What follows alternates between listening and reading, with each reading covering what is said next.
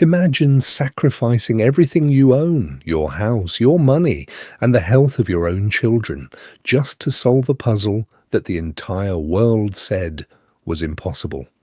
Imagine being thrown into debtor's prison, ignored by society, and laughed at by your closest friends. This is not a movie script. This is the brutal, heartbreaking reality of a man whose invention is right beneath you at this very moment.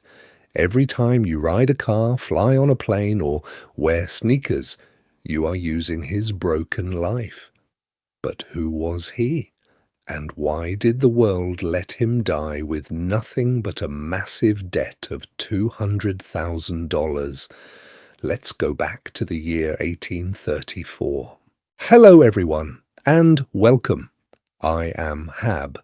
On this channel, we dive deep into the most incredible, shocking, and inspiring true stories from history, science, and human life. Today, I am taking you on a journey to witness one of the most emotional struggles in human history. A story about obsession, failure, and ultimate tragedy. If you love discovering the hidden truths behind the world we live in, make sure to subscribe and support the channel. Now, let's get back to our dark story. In the 1830s, the world was facing a massive crisis. A new material called natural rubber was discovered. It was amazing, waterproof, and flexible. Millions of dollars were invested in rubber companies. But there was a deadly flaw. In the hot summer, the rubber melted into a sticky, smelly soup. In the freezing winter, it cracked like glass. The rubber boom crashed, and everyone gave up. Except one man, Charles Goodyear. Charles was a poor hardware merchant with zero background in chemistry. But when he saw rubber, he became dangerously obsessed. He believed God chose him to fix this material. He didn't know that this obsession would destroy his life. Charles Goodyear began experimenting in his small kitchen. He mixed rubber with every chemical he could find. He ran out of money quickly. He sold his wife's clothes, his children's school books, and even his furniture just to buy more rubber.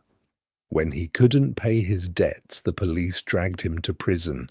But inside the prison cell, Charles didn't stop. He kept mixing rubber on the cold stone floor. His family was starving. Tragically, due to their extreme poverty and the toxic chemical fumes in their tiny home, 5 of his 12 children passed away. The public called him a madman. People would say, if you see a man wearing an outfit made entirely of rubber with a rubber purse and not a single penny in it, that is Charles Goodyear. Then, in the winter of 1839, the miracle happened. By pure accident, Charles was arguing with some people in a store holding a piece of rubber mixed with sulfur. His hand shook, and the rubber accidentally touched a hot stove. Normally, the rubber would melt completely, but Charles noticed something strange. It didn't melt. It charred like leather, remaining perfectly flexible and tough, even in the freezing cold. He had done it.